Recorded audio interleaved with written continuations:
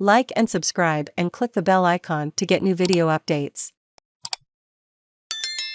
How bad is the Sue Gray report for Boris Johnson? Our panel's verdict: Moya Lothian McLean, there will be no consequences for this brazen government. In her long-awaited report, Sue Gray writes that it is senior leadership who must bear responsibility for the lockdown breaches that took place. But they won't. In his time as Prime Minister, Boris Johnson and his allies have intensified an already existing boys' club culture in the halls of power, to the point of it being Bullingdon-esque. Those at the top are Teflon coated. Instead, junior officials have borne the brunt of police fines for attending events that were condoned by their bosses. It's a different story for the rest of the country, however. Thousands of fines and convictions have been handed out over the past few years, in a policing effort that was disproportionate, arbitrary and discriminatory. There were no special questionnaires for ordinary people to complete at their leisure, just on-the-spot fines and maybe a day in court if they dissented. Young, minority ethnic men in England and Wales were twice as likely to receive a fixed penalty notice, and single justice procedures meant thousands of people who were prosecuted did not have access to a fair trial, even as it was found that police forces were misinterpreting and unlawfully enforcing vague lockdown legislation. In a just world, all COVID-related prosecutions would be dropped and fines refunded in light of Gray's findings.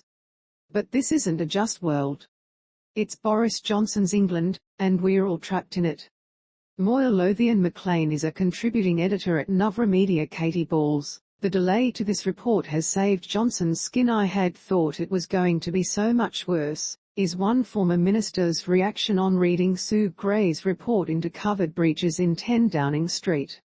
Her inquiry into Partygate has been so long in the making, after its publication was delayed for the police investigation, that the rumour mill had gone into overdrive over what it might say. In the end, it still makes for grim reading in No. 10. Gray takes aim at both the political and official leadership for presiding over a culture that led to mass rule breaking. There are plenty of embarrassing details that will make MPs squirm if asked to defend them on air, from aides leaving Downing Street after 4 a.m., and not because they were working late, abuse of cleaning staff, and a No. 10 advisor saying ahead of the infamous BYOB party in the garden that a press conference was finishing so it was best to avoid waving bottles of wine, etc. What does it mean for Johnson? Had this report come out in January or February, it could have been the final nail in the coffin for the Prime Minister. But since then, the situation has improved for him, as he has used that time to shake up No. 10 and woo his MPs.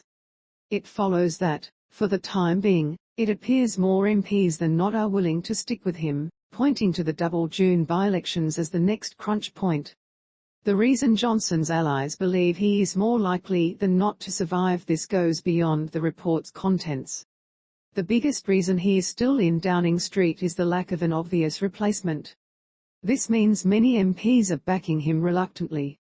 So while today's report may not change his position, it will add to concerns about the miserable situation the Tory party is now in. Katy Balls is deputy political editor of the Spectator Devi Sridhar. "Our leaders took advantage of people's goodwill in an extraordinary time for humanity, a once-in-a-century event. People were asked to make sacrifices to limit the spread of a new, dangerous virus and to take care of others in their community, especially elderly people and those with health issues.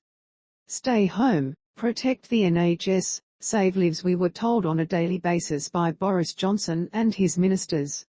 People were not allowed to attend the funerals of loved ones, women gave birth alone, and thousands of people died of COVID-19 in hospital with no one other than healthcare workers in PPE.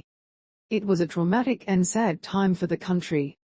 This is the context in which to read Sue Gray's report, which outlines how many social gatherings took place at No. 10, with approval of the leadership, that were not in line with current COVID guidance.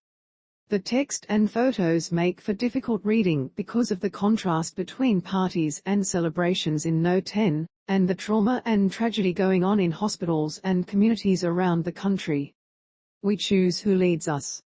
We need leadership that is for the people, and that understands the sacrifices that normal Britons made day in and day out, not leadership that takes advantage of our goodwill.